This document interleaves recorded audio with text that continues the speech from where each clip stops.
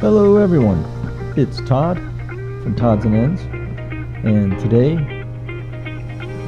I want to share with you one of my favorite places for nature photography, Huntington Beach State Park in South Carolina. Huntington Beach State Park is just a 30-minute drive south of Myrtle Beach on Highway 17 on the southern side of Murrells Inlet. There's an $8 charge for adults entering the park, but the money goes to maintaining a true gift for outdoors people in general and photographers specifically. You'll see all kinds of water birds, songbirds, beach birds, and definitely alligators. I always see a lot of alligators when I come here. Since getting the Sigma 150 to 600 millimeter contemporary lens for my Nikon D7500, I've been eager to take a road trip down to South Carolina and see how it does with the abundant wildlife here. On past trips here, I have to admit I would get a bit of lens envy from the many nature photographers who were equipped with an array of 600 millimeter lenses.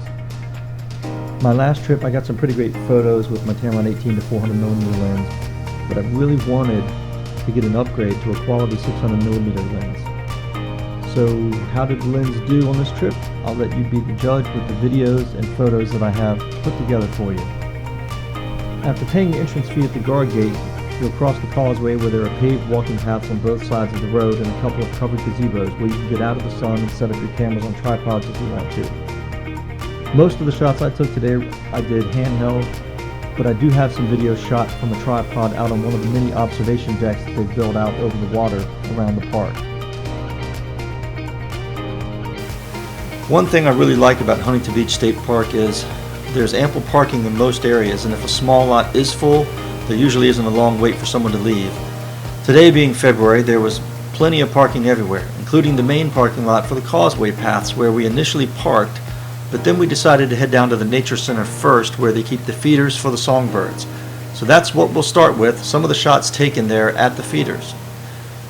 The first birds that greeted us when we arrived were my favorite songbirds, the bluebird. Mr. and Mrs. Bluebird were hanging out and getting some mealworms that the park provided.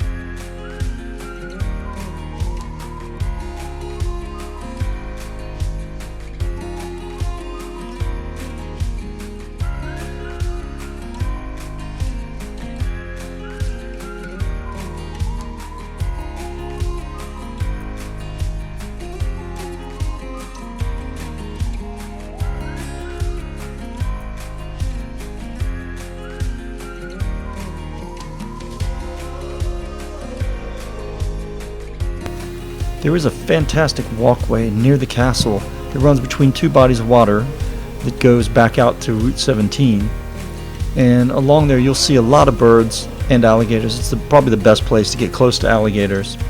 This black bird with the candy corn-like beak is the common moorhen, also known down here as the common gallinule.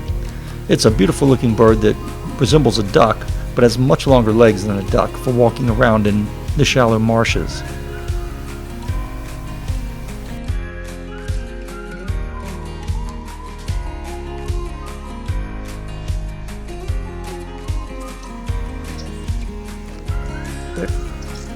Here we have a couple of alligators, fairly nice sized ones too.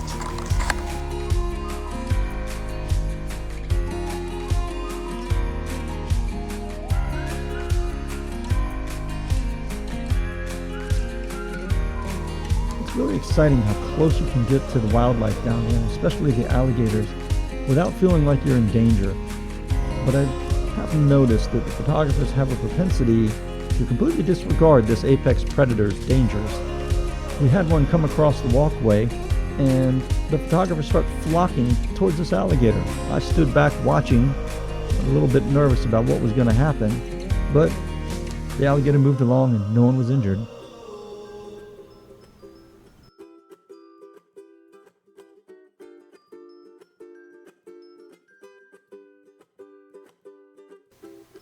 For this video, I set up on a tripod on one of the pavilions that goes out into the water, but it was still really windy and I couldn't use any of the audio from this because the wind was blowing so hard and moving the camera around. Initially there I had a lot of camera shake. I will say This park is a great place to come if you love birds and alligators. It's a terrible place to come if you're afraid of birds or alligators. This egret, walking around on the other side of the lake, was shot 600 millimeter, and he was easily 100 yards away from me. So the lens reaches out and does a pretty good job with video. I mean, the video here is not fantastic, but given the conditions, I thought it was pretty good.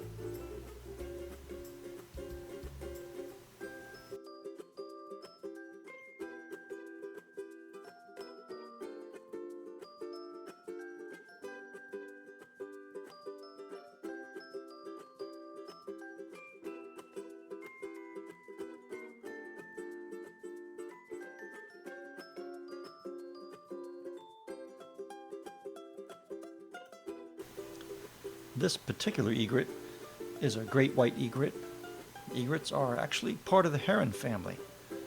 This one you can identify by his orange beak, snowy feathers, and grayish black legs.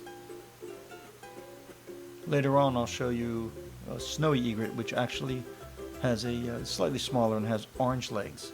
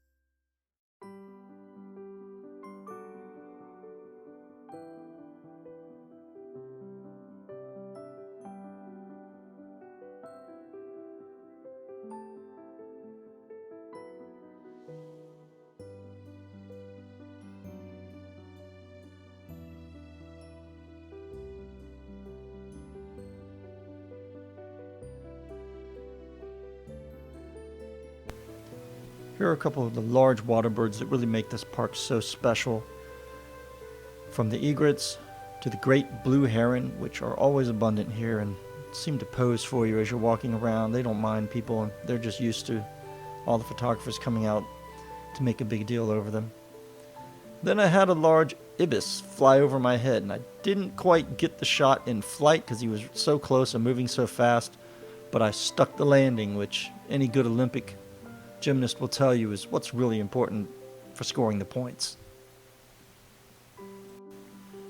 With all the great bird action at the saltwater marshes, it's easy to overlook that there's also a beach here at Huntington Beach State Park, and it's a really nice beach. It's not overcrowded, and with the beach come the abundance of beach birds like the sandpiper and, of course, the ubiquitous seagull. That's about it for today's trip to Huntington Beach, South Carolina, and I'd like to thank you for stopping by with me and checking out the results that I got from the Sigma 150-600 contemporary lens, and I hope you have a great day. Please remember to subscribe and like the video if you liked it. Thanks.